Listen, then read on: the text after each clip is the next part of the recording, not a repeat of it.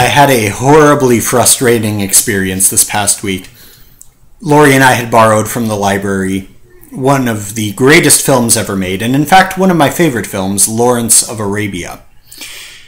It had been several years since I had seen it, and if memory serves, Lori had either never seen it or it had been quite some time. So we brought it home and put it in the DVD player, very anxious to watch it. About 20 minutes into the film, into the action of the film, the overture itself is about 20 minutes long, the picture started freezing and the sound would stop and then it would skip forward a minute and a half. It was completely unwatchable. So I took it out of the DVD player and it had looked like somebody took it to the beach and used it as a shovel in the sand. It was all scratched up. It was completely unwatchable. But before we reached that stopping point, there was a scene where T.E. Lawrence is in a room full of a bunch of other soldiers. They're painting maps, if memory serves. And somebody comes in and says, "Lawrence, the general would like to see you."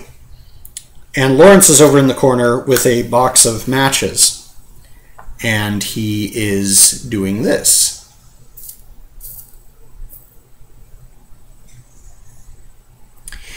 And he turns to go and see the general. And over in the corner is Lieutenant Nerdlinger. And he rushes over and grabs the box of matches and takes one out and strikes it and is going to try it for himself. And he goes, "Ow! That hurt! What's the trick?"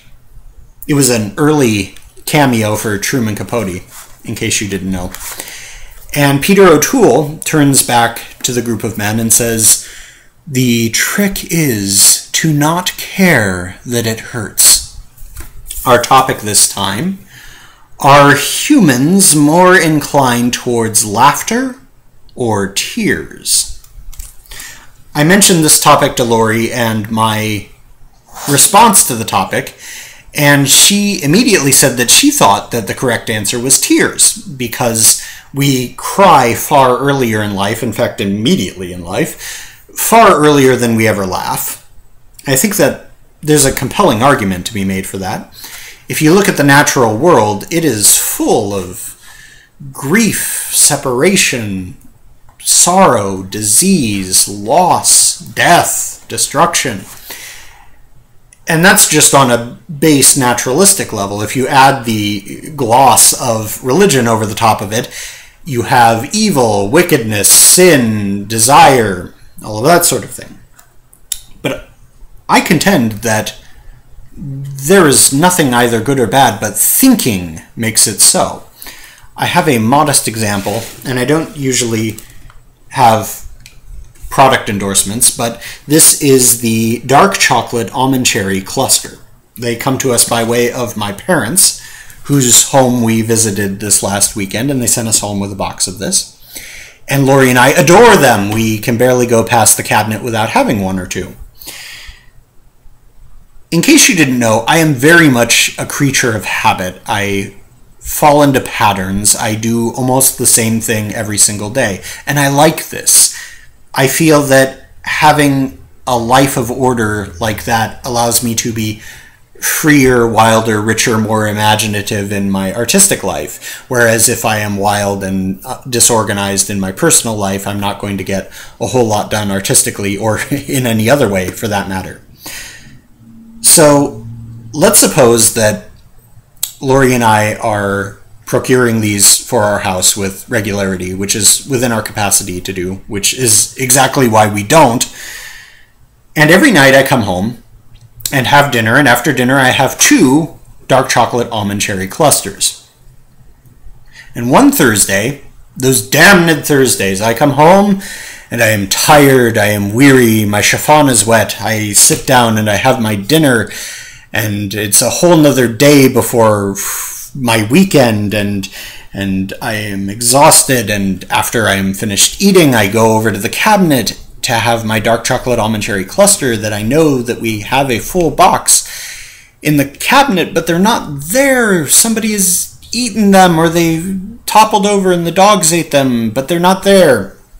A very likely response on my part would be to feel put out, to be upset. Where is my dark chocolate almond cherry cluster? I have one every night.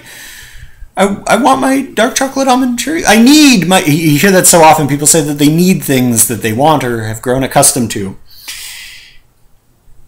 There's another side of the coin of mindfulness here, which is the side of austerity, the side that some people take, that I will never have a dark chocolate almond cherry cluster because I don't wish to become a slave to them. I will never have one. I will never indulge. But that's, as I said, just the other side of the same coin. The practice of mindfulness would say, when it's there, enjoy it. Enjoy the dark chocolate almond cherry cluster. It's good. You like it. And when it's not there, be content. It's not there. Don't think about it. Be appreciative for the things that you have. Now, I realize that what I just said has a distinctly anti-American tone to it. There seems something almost unpatriotic in this time of economic downturn to be talking about contentment. It seems like I am betraying my duty to self-interest as an American in saying these things, as if contentment is sitting back and saying, no, I'm fine. I don't need to work on things or make my life any better. I am content with the things that I have. Hogwash. In case you didn't know, I am also a man inclined towards a certain manifestation of anxiety. I am a little hesitant to call it hypochondria, because it's not so much that I'm afraid that I have a thing, although that's there too. But it's a fear of catching something. I loathe shaking hands. I open doors with paper towels. I wash my hands constantly, that sort of thing.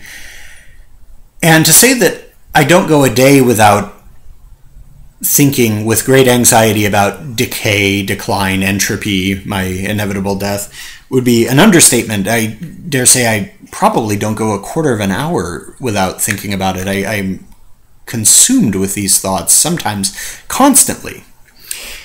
And recently, Lori has directed me towards a book by Dr. Martin Lloyd-Jones. You can see that we get a lot of use out of this book in this house. By Dr. Martin Lloyd-Jones. It's called Spiritual Depression, Its Causes and Its Cure.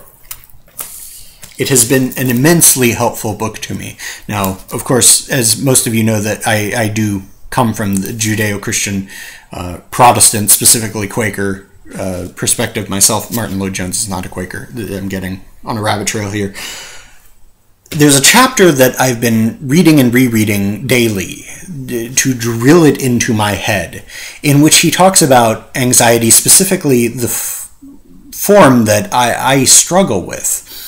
And he talks about how people who struggle in this manner, to say to them, oh, don't worry about those things, that's not a thing for you to worry about, is not helpful, because that's just asking to repress the thought, and it will come out in other ways. And to say to them, oh, it probably won't happen, you probably don't have hepatitis, isn't helpful either, because the person knows full well that they might, that it could happen, regardless of how likely it is a possibility. And we know that. Even if we try and pretend that it's not true, we know it to be true. He has a prescription of thankfulness, of contentment, of recognizing one's blessings, in which one goes before the Lord in prayer and petitions in this manner. First of all, starting off with listing all of the blessings that one has, which are numerous at any given time. No matter how bleak things are, we are very blessed, even just to still be drawing breath. And to also acknowledge the greatness of God. And then to make your petition known. As the Apostle Paul says that, well, he doesn't say that if you make your petitions known, the magic wand will go and all of your problems will disappear. What he does say is that you make your petitions known and the peace of God, which passeth all understanding, will be yours.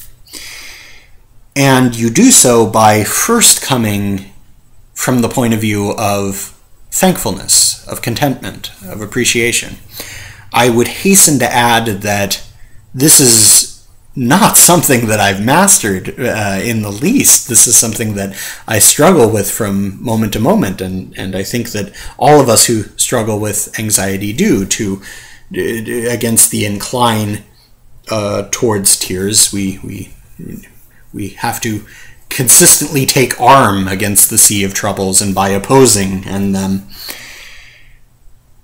But it's something that can be done. I really do feel that what levels the playing field is not to seek extreme joy. And in fact, so often I have found those of us who have gone through horrendous times in our past, it sort of damps the fun in the future. The realization that somewhere in your head that when you are at your happiness, that someone somewhere in the world is going through the worst possible moment of their life. I think that there is wisdom in the house of mourning, that keeping these things before our face. Hilarious joy is probably not all that helpful of a thing, probably not all that good of a thing to aspire towards. I feel that a good thing to aspire towards is contentment, which is real, which has occasion constantly, and which I feel can abide. Ta-ta.